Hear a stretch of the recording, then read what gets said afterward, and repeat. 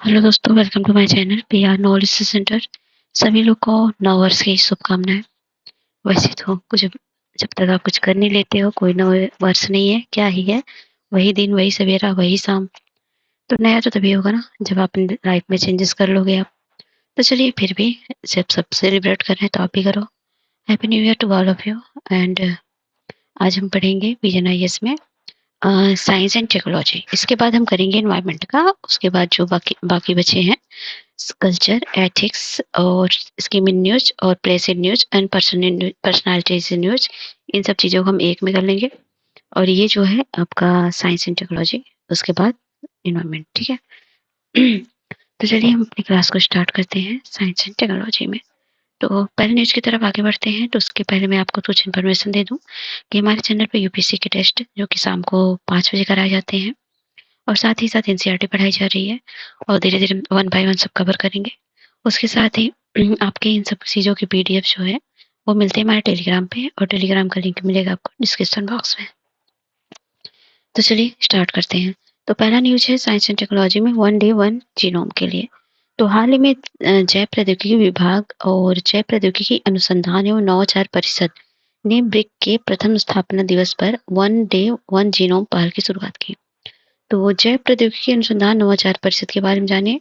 तो ये जो है विज्ञान और प्रौद्योगिकी मंत्रालय के जैव प्रौद्योगिकी विभाग ने देश में 14 स्वायत्त जैव प्रौद्योगिकी संस्थाओं को एक साथ लाकर ब्रिक नामक एक शीर्ष स्वायत्त सोसाइटी का गठन किया है। तो राष्ट्रीय प्राथमिकताओं के अनुरूप जैव प्रौद्योगिकी के क्षेत्र में अत्याधुनिक जो है अनुसंधान को बढ़ावा देना इसका काम है। और संस्थागत सीमाओं से परे नवाचार और उसके उपयोग को बढ़ावा देना तथा स्वदेशी प्रौद्योगिकियों और क्षमताओं पर विकास करना है।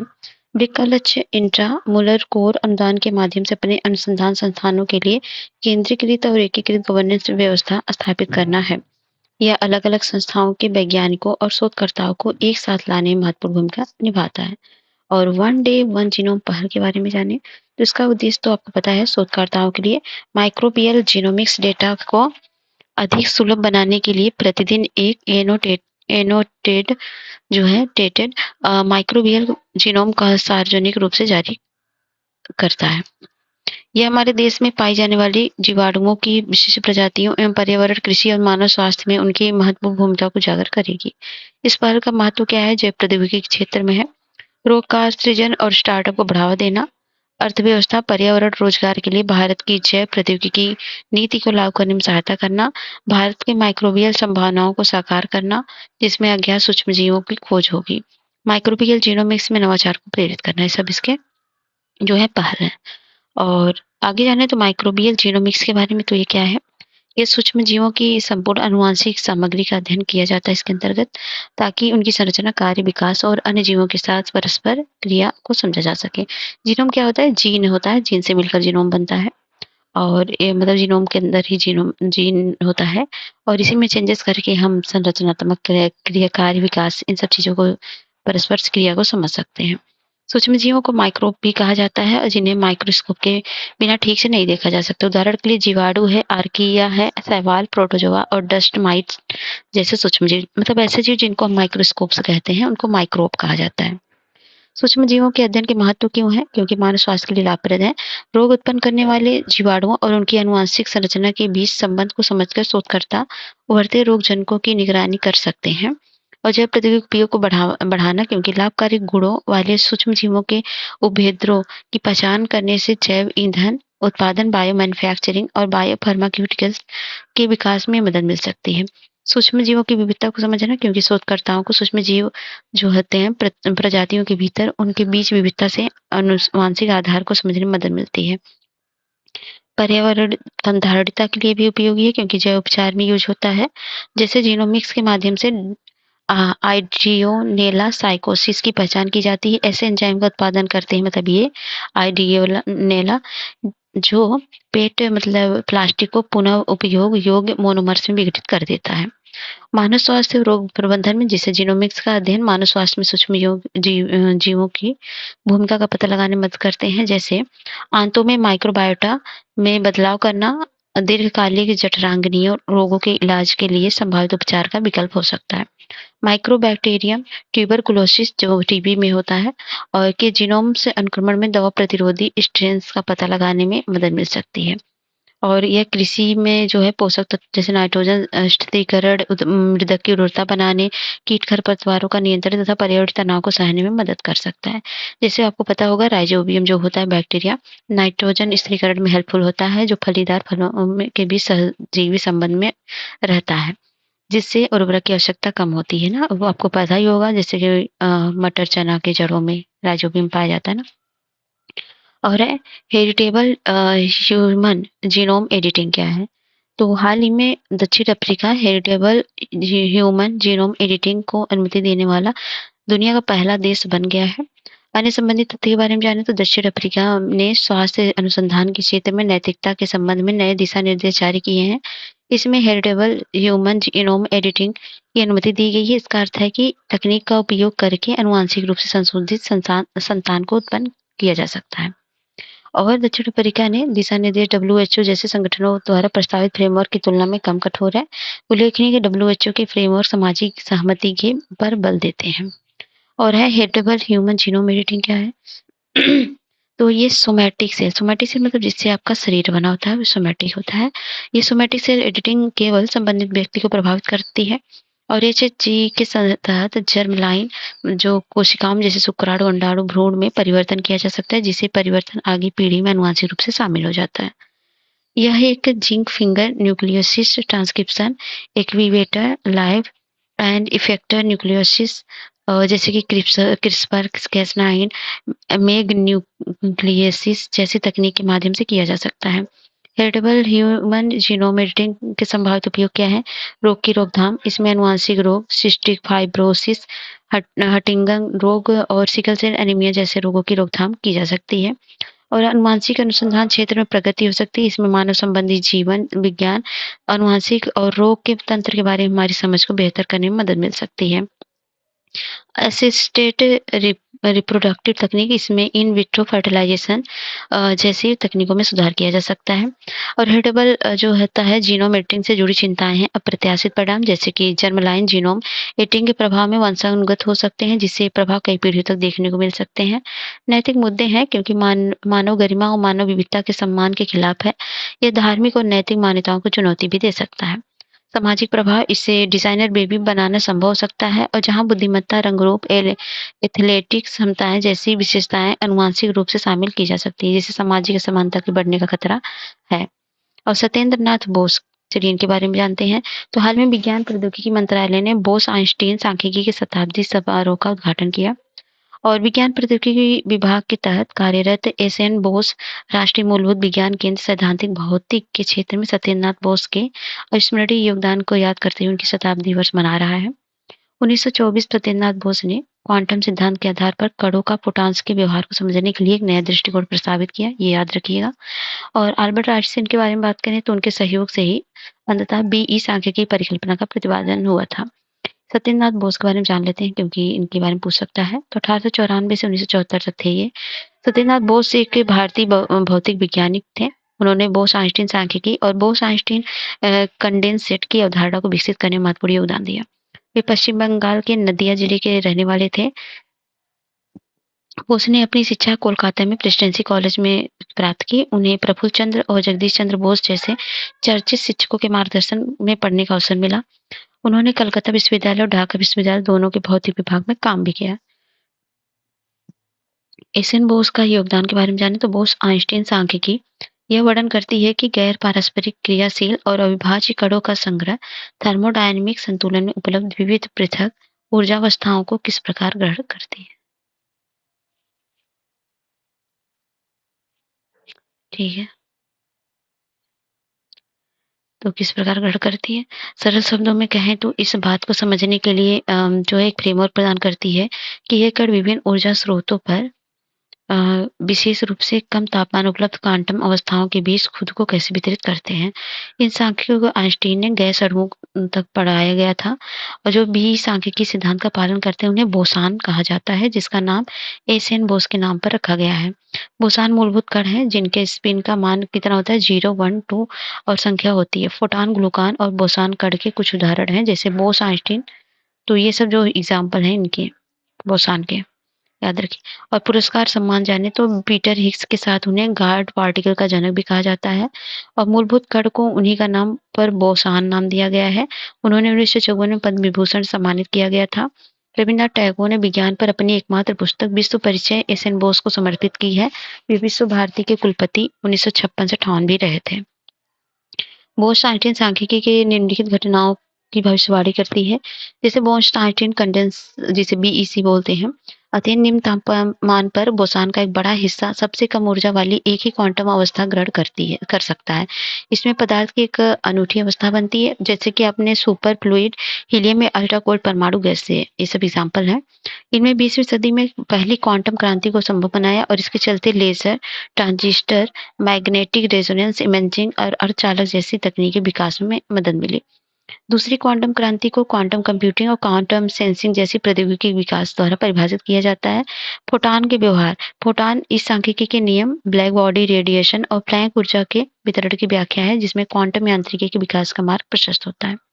बोस आइंस्टीन कंडेंसेट एक क्वांटम परिघटना है जिसकी भविष्यवाणी सत्येंद्रनाथ बोस और अल्बर्ट आइंस्टीन ने 1925 में की थी। ये पदार्थ की वह अवस्था है तब बनती है जब कणों को परम शून्य तापमान मतलब -273.15 डिग्री सेंटीग्रेड के करीब ठंडा किया जाता है। इस बिंदु पर सभी परमाणु एक ही सामूहिक इकाई बन जाते हैं और वो क्वांटम गुण हासिल कर लेते हैं जब प्रत्येक कण एक साथ पदार्थ की जो है एक तरंग के रूप में कार्य करता है।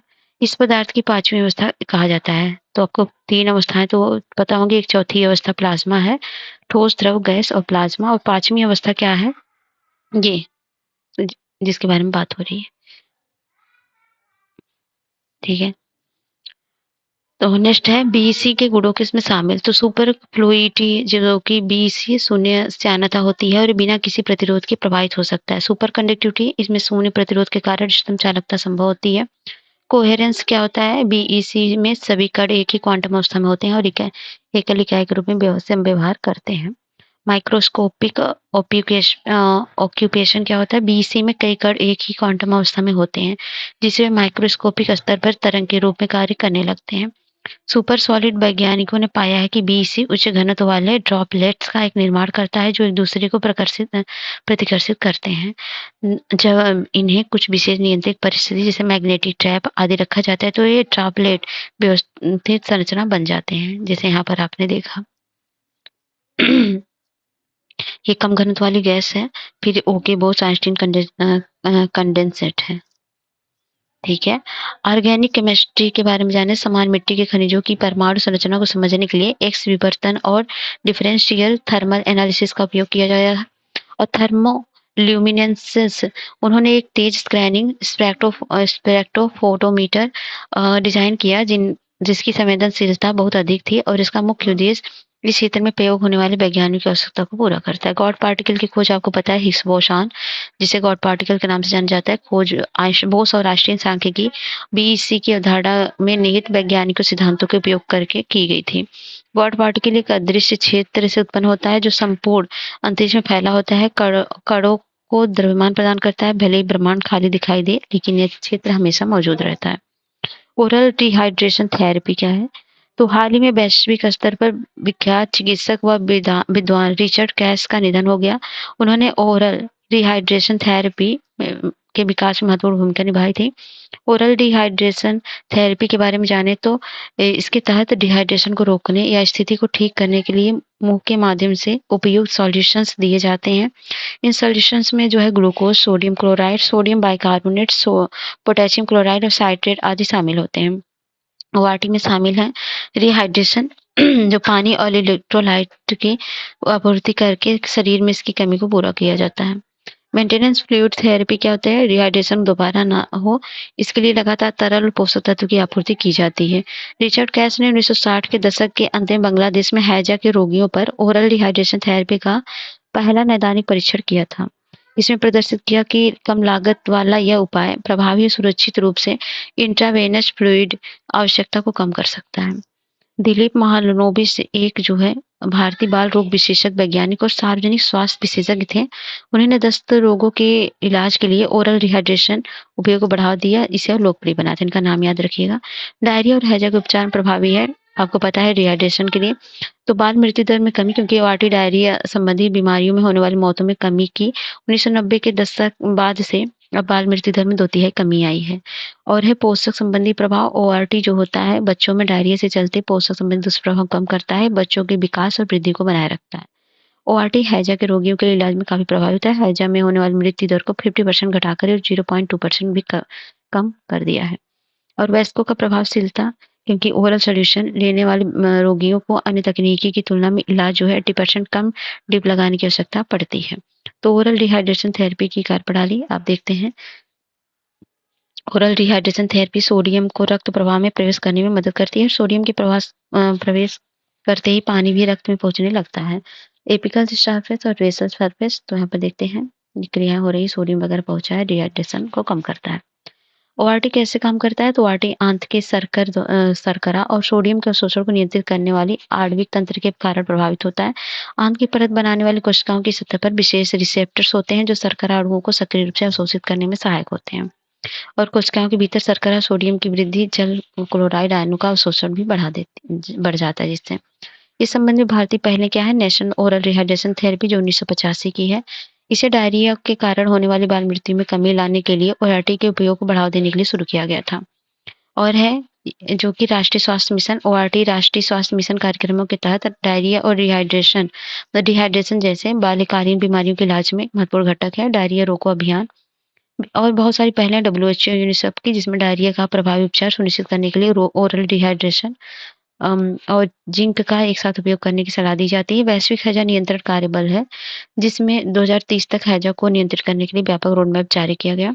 वैक्सीन अलायंस है, जिसमें गैवी के तहत ओआरटी को बढ़ावा देने सहित डायरी संबंधित बीमारियों की रोकथाम और उपचार के लिए पहलों को समर्थन प्रदान किया जाता है। अब है आरएनए एडिटिंग। आरएनए एडिटिंग क्या है? तो सुर्खियों में क्यों है? क्योंकि हाल ही में मनुष्यों ने आरएनए एडिटिंग का पहला सफल नैदानिक प्रदर्शन किया है। संयुक्त राज्य अमेरिका स्थित जैव वैज्ञानिक कंपनी वेब लाइफ साइंस ने अल्फा 1 एंटीट्रिप्सिन की कमी के इलाज के लिए सफलतापूर्वक आरएनए एडिटिंग की है। एएटीडी जो होता है प्रोटीन अल्फा 1 एंटीट्रिप्सिन का स्तर बढ़ जाता है और यकृत व फेफड़े को प्रभावित करता है।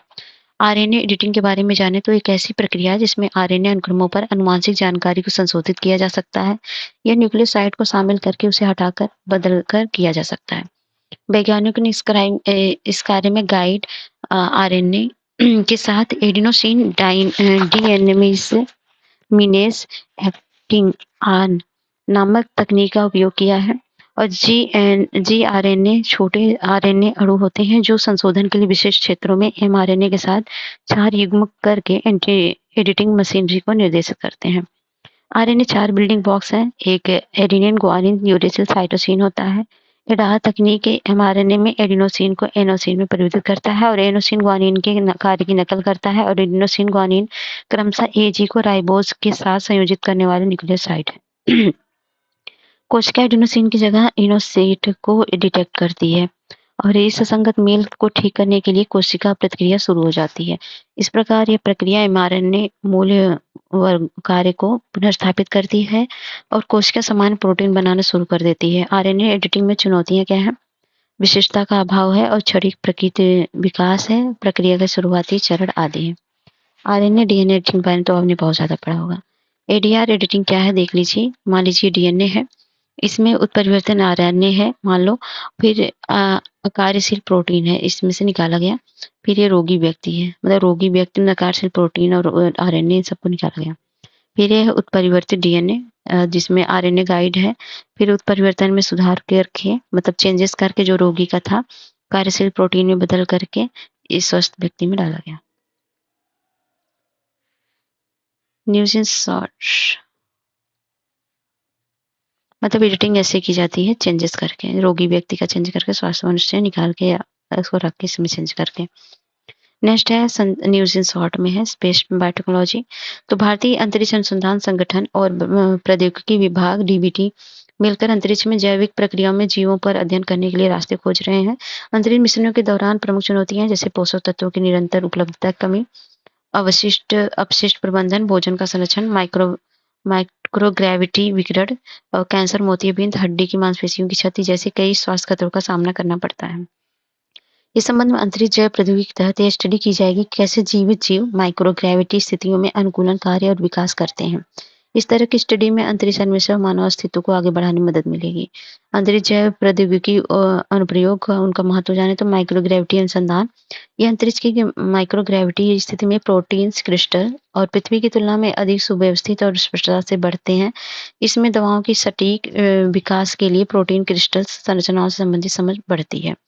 विकिरण अनुसंधान उदाहरण के लिए नासा के बायो सेंटिनल प्रोग्राम में यह अनुमान लगाया जाएगा कि अंतरिक्ष में आयनकारी विकिरण कारण मानव कोशिकाओं में डबल स्टैंडर्ड टूटने की मरम्मत कैसे करेंगे, क्योंकि जब स्पेस में कोई जाता है ना तो वहाँ पर उसके डीएनए वगैरह में चेंजेस होते हैं। बायो सेंटिनल प्रोग्राम 2022 में नासा के आर्टेमिस 1 मिशन के साथ लॉन्च किया जाएगा। पर्यावरण निगरानी, मंगल और चंद्रमा रिगोलिथ को पादप वृद्धि के लिए उपयुक्त मृदा में परिवर्तित कर एक बड़ी चुनौती है। इस उद्देश्य के लिए जैव उपचार हेतु रोगाणुओं का अध्ययन किया जा सकता है। रोड मॉडलिंग है, बायो रिजनरेशन लाइफ सिस्टम, बहुत सारी चीजें हैं। अंतरिक्ष जैव प्रौद्योगिकी संबंधी पहले क्या है, एक्सियोम 4 मिशन है, गगनयान मिशन है, सब भारत का है। वैश्विक पहल में है, नासा का है अंतरिक्ष जीव विज्ञान कार्यक्रम, और बायो लैब है यूरोपीय अंतरिक्ष एजेंसी की, और स्पेस ब्रीडिंग प्रोग्राम है चीन और राष्ट्रीय अंतरिक्ष संशासन CNS का है। और एनालॉग स्पेस मिशन क्या है?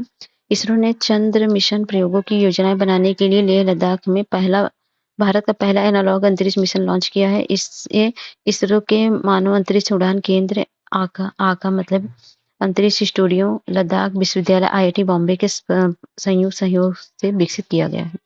एनालॉग अंतरिक्ष मिशन के बारे में जाने तो यह मिशन ऐसे स्थान पर किए जाने वाले फील्ड टेस्ट हैं जिनकी भौतिक विशेषताएं अंतरिक्ष के चरम वातावरण की भौतिक विशेषताओं के समान होती है।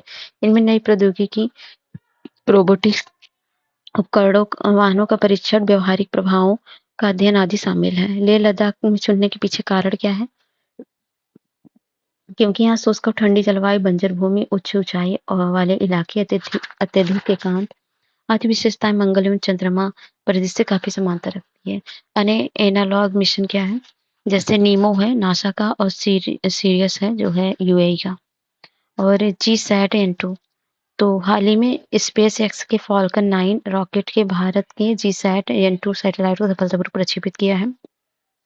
GSAT-N2 जियो स्टेशनरी सैटेलाइट 20 के बारे में जाने तो यह न्यू स्पेस इंडिया लिमिटेड का एक संचार उपग्रह है। NSIL जो है भारतीय अंतरिक्ष अनुसंधान संगठन की व्यावसायिक शाखा है। विशेषताएं क्या है? भूतम तुल्यकालिक स्थानांतरण का तरण कक्षा, उपयोग अवधि 14 वर्ष, द्रव्यमान लगभग 4070 किलोग्राम, और भारत का प्रमुख प्रक्षेपण यान है LVM-3 जो कि 4000 किलोग्राम तक का पेलोड ले जा सकता है और इसका GSAT को ले जाने में असमर्थ था, इसलिए स्पेस एक्स के फॉल्कन 9 का उपयोग किया गया।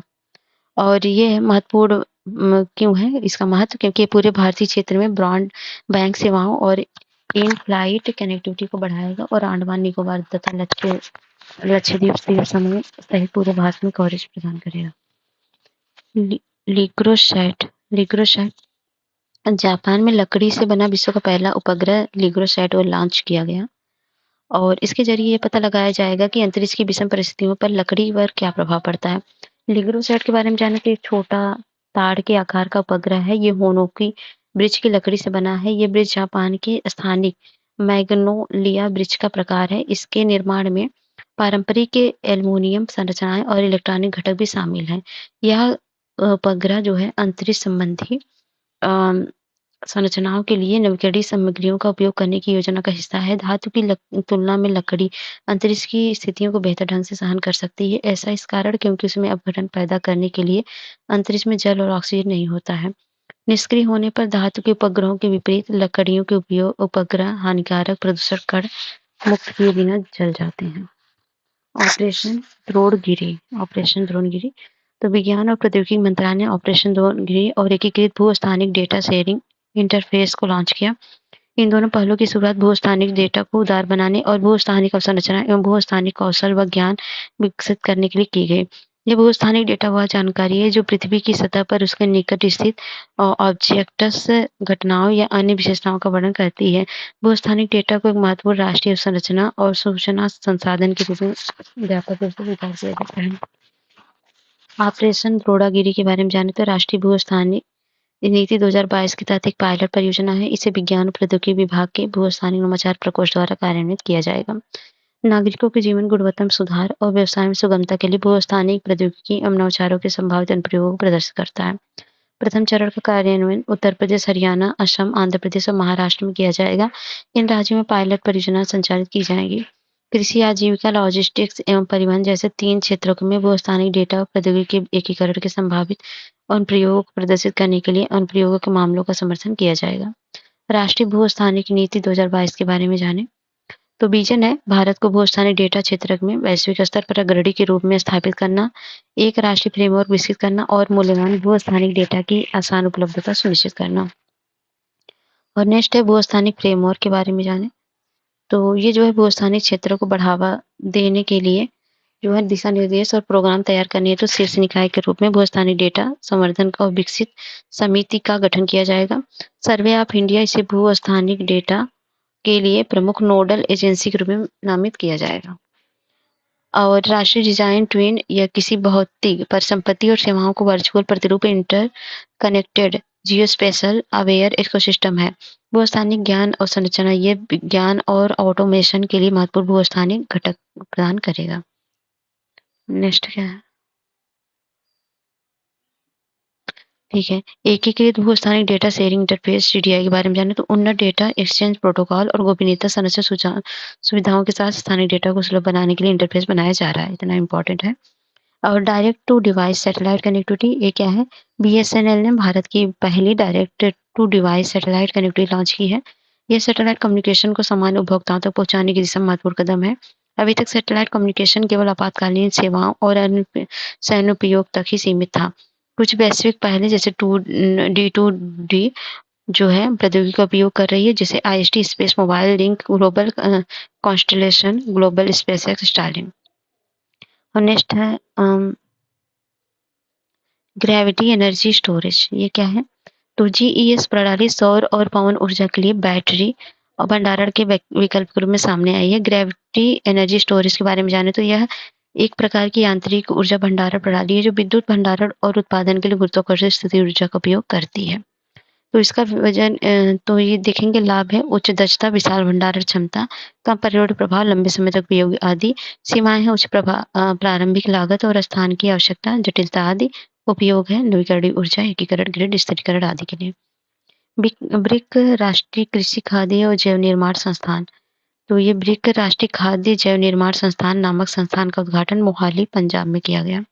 और ब्रिक राष्ट्रीय कृषि खाद्य जैव विनिर्माण संस्थान के बारे में जाने तो इसे राष्ट्रीय कृषि खाद्य प्रौद्योगिकी संस्थान और centre of innovative and applied bio processing के रणनीति के विलय के माध्यम से गठित किया गया है। वित्त पोषण इसे जैव प्रौद्योगिकी विभाग वित्त पोषित करेगा। उद्देश्य है आनुवंशिक हेरफेर, चयापचय पथ आदि में अत्यधिक अनुसंधान को बढ़ावा देना। पहला स्वदेशी एंटीबायोटिक क्या है? तो यह हाल ही में केंद्रीय विज्ञान और प्रौद्योगिकी मंत्री ने प्रतिरोधी संक्रमणों के लिए विदेश पहला स्वदेशी एंटीबायोटिक नेफ्रिथोमाइसिन लॉन्च किया है। इसके बारे में जानें तो रासायनिक पदार्थ हैं जो कृत्रिम रूप से सूक्ष्म जीवों द्वारा उत्पादित होते हैं और इनका रोग पैदा करने वाले सूक्ष्म जीवों को मारने या उनकी वृद्धि को रोकने के लिए दवाओं के रूप में उपयोग किया जा सकता है। और नेक्स्ट है जिद्दा प्रतिबद्धताएं अपनाई। तो ये क्या है? रोगाणु रोधी प्रतिरोध पर चौथे वैश्विक उच्च स्तरीय मंत्री स्तरीय सम्मेलन में प्रतिबद्धताएं अपनाई गई। यह वन हेल्थ अप्रोच के माध्यम से AMR के निपटने के लिए वैश्विक कार्रवाई हेतु व्यापक फ्रेमवर्क है। इसकी प्रतिबद्धताएं उद्देश्य जो है संयुक्त राष्ट्र महासभा की उच्च स्तरीय बैठक के राजनीतिक घोषणा पत्र को व्यवहारिक कार्रवाई में परिवर्तित करना है। ये तब होता है जब बैक्टीरिया, वायरस और अन्य सूक्ष्म जीव अन्य दवाओं के प्रभाव से बचने की क्षमता विकसित कर लेते हैं और उन्हें नष्ट करने के लिए बनाई गई है। इसको जिद्दा प्रतिबद्धताओं की विशेषताएं हैं, ये कानूनी रूप से गैर बाध्यकारी प्रकृति की है। One health MR learning hub. तो AMR बहुक्षेत्रीय राष्ट्रीय कार्य योजनाओं के कार्यान्वयन के लिए सर्वोत्तम प्रथाओं को साझा करने और क्षमता निर्माण में ध्यान केंद्रित किया गया है। एएमआर से निपटने के लिए शुरू की गई पहलें हैं, वैश्विक पहलें। तो ये है ग्लास, जिसे global antimicrobial resistant and fuse surveillance system है। रिएक्ट क्या है? एंटीबायोटिक प्रतिरोध पर कार्रवाई, रोगाणु प्रतिरोध पर वैश्विक कार्य योजना आदि है। भारतीय पहले हैं एएमआर नियंत्रण कार्यक्रम, 12वीं पंचवर्षीय योजना में रेड लाइन अभियान है। राष्ट्रीय मेडिकल कॉलेज प्रयोगशालाओं का राष्ट्रीय एएमआर निगरानी नेटवर्क है। नेक्स्ट है 2025 तक एएमआर के खिलाफ जो है कार्रवाई का साक्ष्य हेतु स्वतंत्र पैनल, इसे वर्तमान में जारी प्रयासों के दोहराव से बचने के लिए डिजाइन किया जाएगा। राष्ट्रीय एएमआर समन्वय तंत्र यह राष्ट्रीय कार्य योजनाओं के सतत विकास, पोषण, निगरानी को लागू कर सुनिश्चित करेगा। ग्लास, एएमआर, एएमसी, एनिमोस और इन्फ्राम जैसे प्लेटफॉर्म के माध्यम से वैश्विक डेटा साझाकरण को बढ़ावा देगी। कोडेक्स एलिमेंटेरियस आयोग के दिशा निर्देशों का पालन करना, रोगाणुरोधी दवाओं का विवेकपूर्ण, जिम्मेदारीपूर्ण उपयोग सुनिश्चित किया जाएगा। चतुर्पक्षीय संगठनों का समर्थन करती है, जैसे एफएओ, डब्ल्यूएचओ और डब्ल्यूओएच और यूनेप का। ये समर्थन एएमआर और यूएनजीए राजनीतिक घोषणा पत्र के 2030 के लक्ष्यों को प्राप्त करने के लिए किया जाएगा। नेक्स्ट है महामारी निधि परियोजना शुरू। ये महामारी से निपटने के लिए तैयार एक प्रतिक्रिया के रूप में भारत पशु स्वास्थ्य सुरक्षा सुदृढ़ीकरण पर ध्यान केंद्रित करेगा। यह अवसर केंद्रीय मंत्री ने पशु रोगों से निपटने के हेतु पशु चिकित्सा उपचार पर मानक दिशा निर्देश और संकट प्रबंधन योजना डॉक्यूमेंट जारी की है।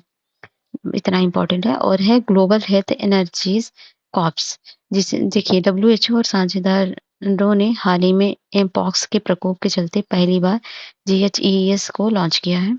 इसके बारे में जाने तो डब्ल्यूएचओ ने 2023 में जीएचईएस, जिसे बोलते हैं क्या, ग्लोबल हेल्थ इमरजेंसी कॉर्प्स, इसकी स्थापना की थी। इसका स्थापना कोविड-19 महामारी के दौरान देशों में बेहतर समन्वित समर्थन सुनिश्चित करने के लिए की गई थी। उद्देश्य स्वास्थ्य संबंधी आपात स्थिति के खिलाफ प्रतिक्रिया को मजबूत करना तथा देशों और स्वास्थ्य आपातकालीन नेटवर्क के लिए एक सहयोग मंच के रूप में कार्य करना। भूमिका है देशों को उनके स्वास्थ्य आपातकालीन कार्य बल और विशेषज्ञों की बढ़ती तैनाती और तकनीकी लीडर्स की नेटवर्किंग पर समर्थन देता है। तो ये रहा पूरा का पूरा साइंस एंड टेक्नोलॉजी, जो इम्पोर्टेंट है वही बताया है मैंने। बाकी इसको नोट्स बनाने के लिए आप क्या करेंगे, बस हेडिंग नोट करिए और जो 2-4 पॉइंट है बस उतना, ये नहीं पूरा छापने बैठो। अगर नोट्स बनाना है तो हेडिंग नोट करो, क्या न्यूज में था जैसे कि ये, और उसके बाद 2-4 लाइन लिख लो, बस का बात खत्म, ज़्यादा नहीं करना टिप टॉप। ठीक है, तो मिलते हैं नेक्स्ट वीडियो में। तब तक जय हिंद, जय भारत और सभी लोग को best wishes from our team.